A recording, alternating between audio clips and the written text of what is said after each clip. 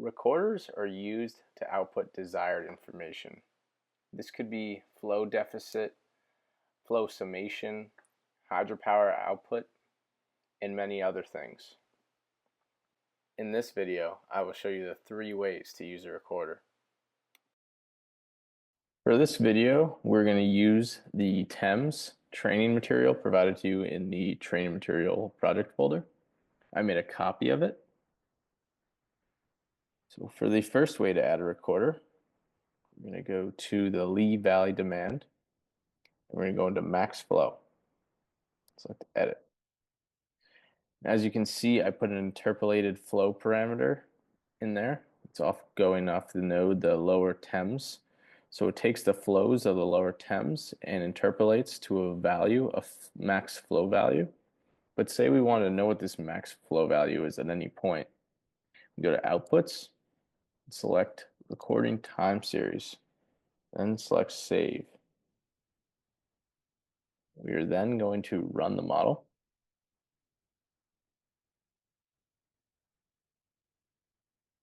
Okay, now that the run is complete, we go back into Lee Valley demand, and as you can see, we have our simulated max flow. If we go into it, we can see the max flow at any point. All right. So for the second way to add a recorder, we're going to go back into the Lee Valley demand node, and we're going to add an input. Now we're making a new attribute, so I'm going to first search to see if it exists, which it should not. Well, maybe it exists in another network, but we're going to create a new attribute. We're going to call it demand deficit.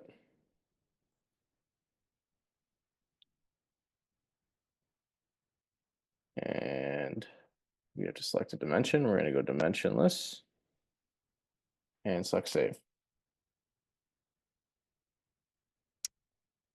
Okay, now we're going to go into edit. And we're going to go into options, change type to a Pywr recorder. We're then going to select OK. And I have made this recorder, or pre-written this recorder. And it is a NumPy array node deficit recorder. And it is going off the node Lee Valley demand. We have to specify that even though we are in the node. And you can find more on this recorder and other recorders if you go to Pywr documentation, then go to Python API reference, select recorders. We're using a deficit recorder, and here's our recorder. And as you can see, this recorder measures the deficit, the max flow minus the actual flow. All right, so we're going to go ahead and click save.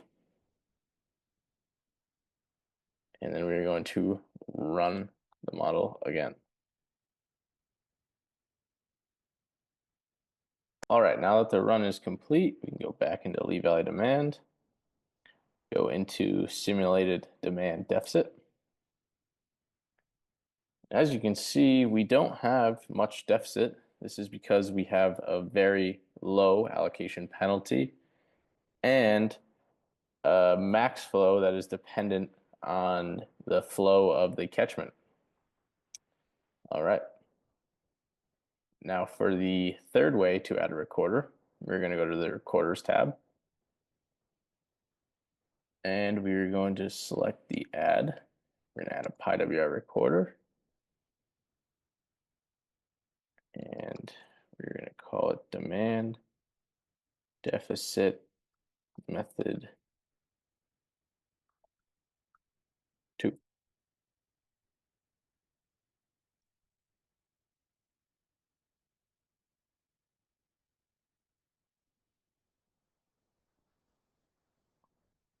We're going to add the same recorder as before, and then click save. Now, if we run the model,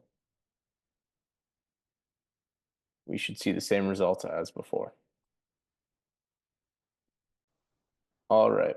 I do want to point out that you could see and edit our other recorder that we created, the second way to add a recorder in the recorders tab. All right, now that the run is complete, go to Lee Valley Demand, and our method 2 should look the same as method 1, as it does. Thank you for watching.